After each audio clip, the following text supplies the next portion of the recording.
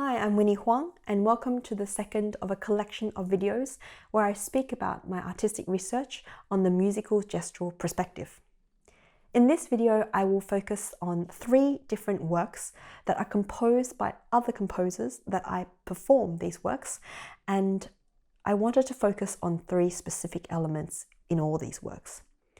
The first one being the collaborative process, the second one being the diverse notation involved, and lastly, the embodied process, or rather the embodied experience.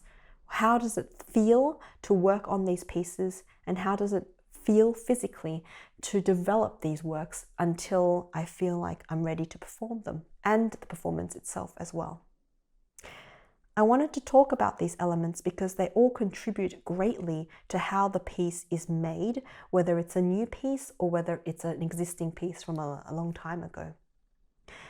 The collaborations, whether with different artists that I'm performing with or with the composer, actually sculpt greatly what the result of the piece will be. How we communicate, how we talk to each other, how we guide each other and support each other or challenge each other leads to what kind of piece we're making and how quickly or slowly the piece comes together. Notation is also deeply important because the way I read the score actually allows me to think about how I want to perform it.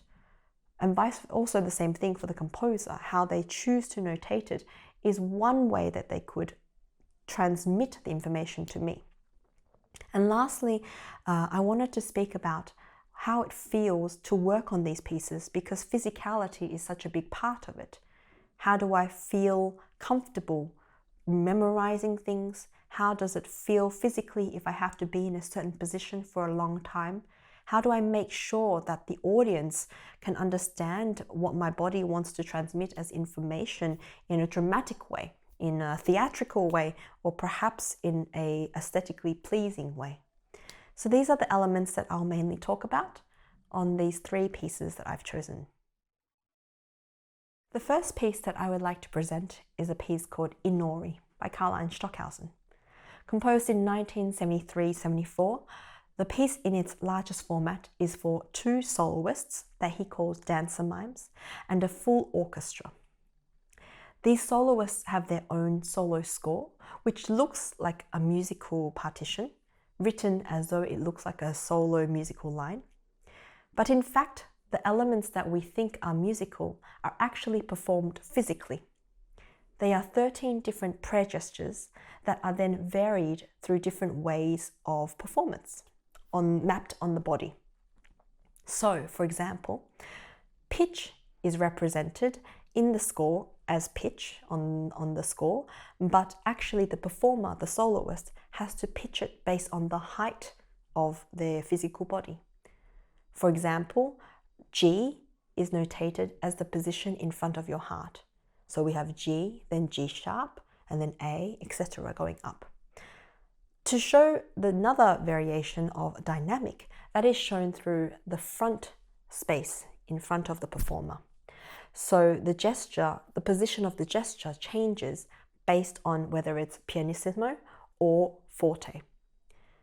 Then the third element of the soloist line is that of intensity, and that is shown through the horizontal spectrum, in which the hands separate to be further apart or closer together. The score has a lot of detail regarding these elements, and it must be fully memorized by the soloist performer. But to read it, you need to be able to read music. But to perform it, you need to be comfortable with your body. And so I was lucky enough to be chosen as part of a duo in which my partner was also a musician, but then we were also paired up with another duo couple to learn the piece together. They were dancers and we were the musicians. Together as 4 people, we learnt this piece over the course of 18 months and was then able to perform it multiple times with a full orchestra. The collaboration I want to talk about is in fact with the initial performers of this piece who were tutoring us, and also the dancers that I was learning at the same time with during the process of this piece. This collaboration was incredibly meaningful because I got to hear first-hand stories about how this piece came into development, how the first performers in the 70s had actually learnt this piece while it was being written by Stockhausen. During these tutoring sessions, they would tell us about how they learnt, how they memorized, and how they worked on these pieces with Stockhausen. And for me, in my own experience, what it meant was how would I collaborate with my fellow partner, and how then we collaborated with the other couple who were dancers. We as musicians specialized in a certain way of learning these gestures because we were trained as musicians, so the way we read the score was perhaps more efficient, but we perhaps didn't have an understanding of the body as well as the professional dancers. But together as a group of four, we were able to help each other understand different things and work on things in different ways. I learned a lot about what it means to be a dancer, what it means to think physically, and what it means to lead physically through instinct and learn that way. It allowed me to deepen my understanding about my memory from my body and to trust myself more in how I use my body to perform. Ultimately, this different type of notation allow me to accept reading a musical score with a physical body differently and challenge me to think about what it means to perform on stage without the violin and to be performing gestures that are meaningful to many different cultures around the world. It made me think about what presence I had on stage, what I could be doing physically in every aspect, whether that's my posture, my pose, the gesture I'm doing, when I should be breathing, when should I be inhaling or exhaling. All these elements contributed to the final performance. And on top of that, it had to be done completely in sync to my couple, my performance partner, because everything we did was exactly in unison. This experience taught me greatly a lot about what I wanted to do on stage physically when I did not have a violin with me to hide behind. And I learned so much about what it means to be a collaborative partner with someone else because of everything that we had to do in unison.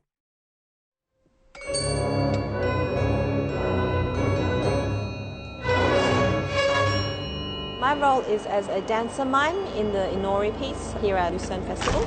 Our movements are notated in the score. It's a separate part. One left hand is the trumpet and right hand is the violin. Our head is another instrument. And so we take on different roles of the different melodies and rhythms. This is all from memory. And so you have to just spend most of the time at the beginning, at least, getting it in your head. And then the second hardest part for me was just to let go of all that and not think. To both present something that is precise but emotional, I think, is very difficult. Hopefully it can touch and relate to the audience.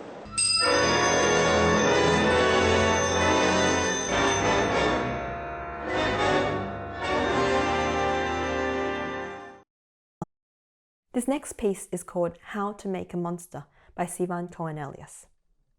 This piece was originally written for another performer and also the composer herself. She's performed this piece multiple times. And I really enjoyed these performances that I saw online, and so I also wanted to try it out. Unfortunately, it was during the pandemic when I finally could work with her, and I realized that because it was a pandemic and she was based in America while I was based in Europe, we would have to find a really different way of collaborating so that it would work well for the type of piece that we were making. On top of that, no live performances were happening at that time. So for the first time in my life, I started thinking about what it means to create an online or a video version of the piece. It was a really exciting way to look at this collaboration. The piece is about the idea of making a monster, or perhaps questioning who is a monster, or when does this monster become part of you or you part of the monster. There are many, many different possibilities or narratives within this piece, and I really enjoyed pulling at some of those narratives, and there's so much more to explore still. This piece is made with a collection of objects, from kitchen bowls to puppets to lights to weird mouthpieces, etc., and water. And so it looks somewhere between a puppet show and a cooking channel presentation. What's wonderful about it is that this collaboration allowed me to speak to this composer and work with her in a way that perhaps I didn't think was possible, to work online fully, to rehearse only through video and sending of each other information, and to collaborate in a way that allowed for it always to be a positive process forward, but yet we could never be in the same space together. The performance itself was also very interesting because I was not able to perform to an audience during the pandemic, and so we decided to make this a video performance. This was the first time I think I had made a video performance on my own, and so this experience allowed me to explore a lot of different new skill sets. What does it mean to perform to nobody, to a camera? What does it mean to light my own room, my own studio? All these new interdisciplinary skills that I had to develop, and at the same time talk about all the different performing aspects with this composer while we could not be in the same room together. I really enjoyed making this piece because it pushed me to boundaries that I didn't think I needed to tackle at that time in my life. And it allowed me to explore what it means to be a performer working on a piece with a composer when we could not actually even be physically together to talk about things. Lots of different types of communication happened, from using WhatsApp to email to voice messages to sending the documentation of each rehearsal and then giving each other feedback. So different forms of communication and different ways of communicating and collaborating were established for me, and it really heightened my understanding of what it means to collaborate with a composer on the other side of the world.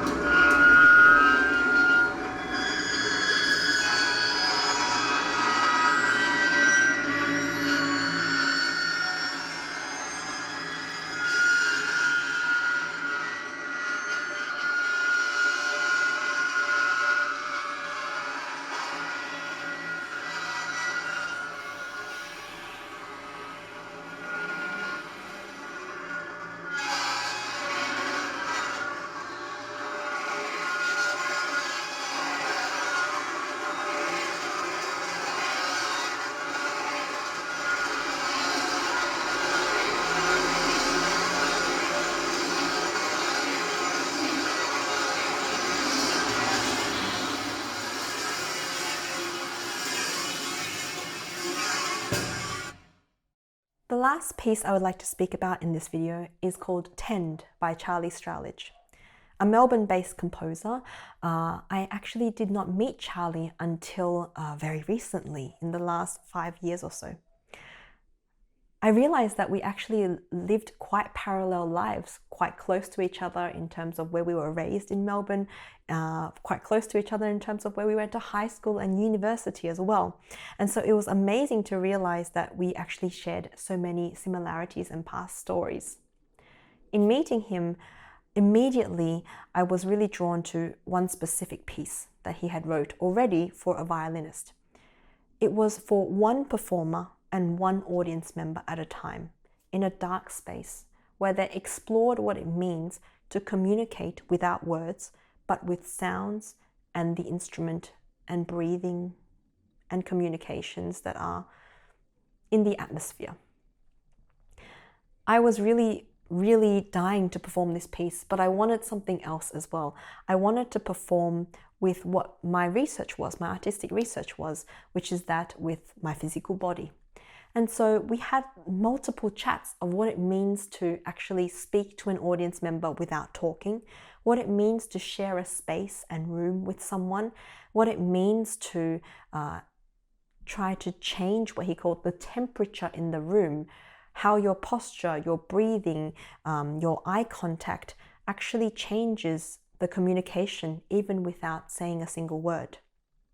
With this kind of idea, we worked on this piece called Tend, and he composed it and I workshopped it with him in France and in Belgium, and we talked about all these different elements, and this piece became part of a trio of pieces in which an audience member sits facing me, probably about 30 centimeters away, and I perform a series of gestures in which I choose to change or adapt based on what information I'm receiving from my audience member. Different eye contact, different signs of awareness, bodily tics or self-soothing touching from the audience member will send me a message, and I will skip to different parts of the score or change different things to adapt to this particular audience member's kind of energy. It was a really exciting piece for me because it meant that the piece was different for every single audience member that I get to perform for. We were so lucky because the first round of performances that happened in Manchester was only maybe a week before the global or the European lockdown of the pandemic. And it was only a little bit later, once the kind of lockdowns were lifted, that I started performing again this piece. All in all, I've performed it for over 70 times, so therefore to more than 70 different people. And I can honestly say that each time the performance is radically different.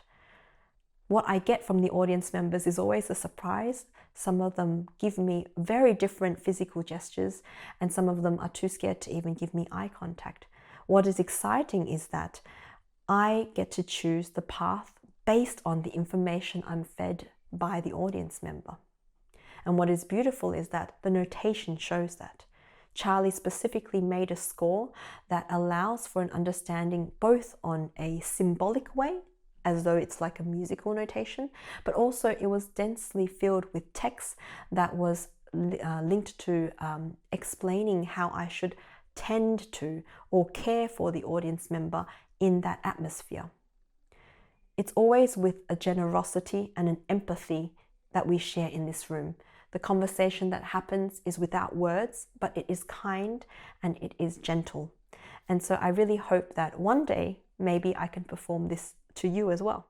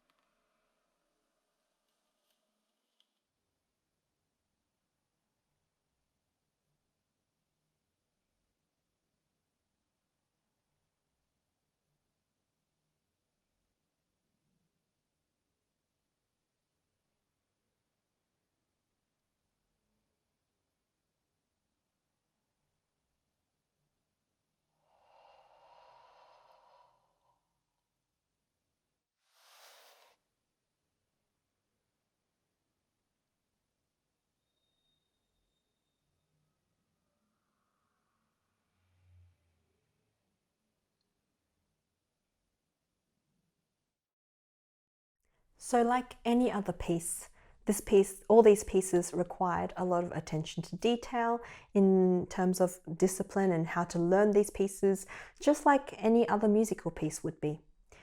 But what was exciting for me as an artistic researcher in researching the musical gestural perspective was that I wanted to look at it from many other angles as well.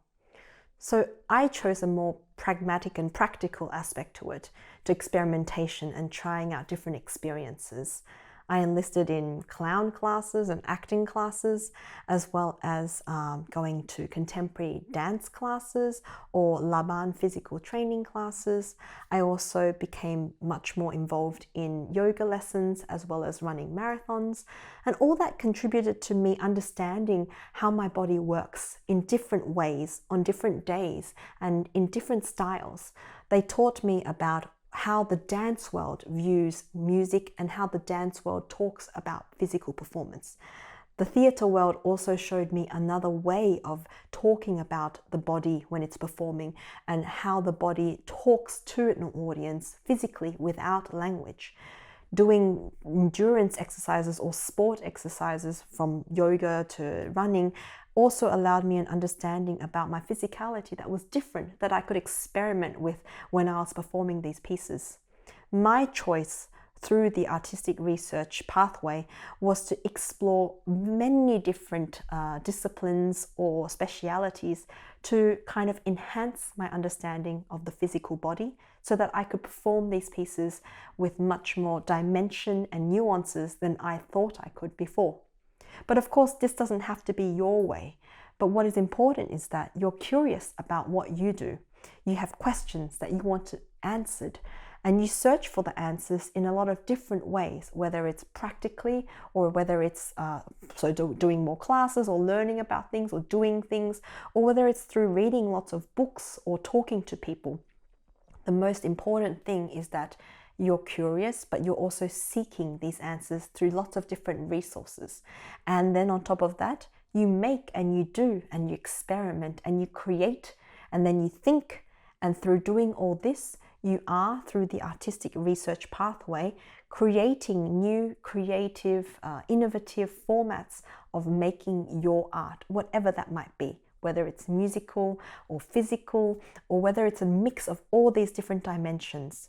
So I really feel like if you are up for it or if you want to be using artistic research as a possible way in which you feel empowered to make the art that you want to make today, to answer questions that you have about curious subjects that you have today.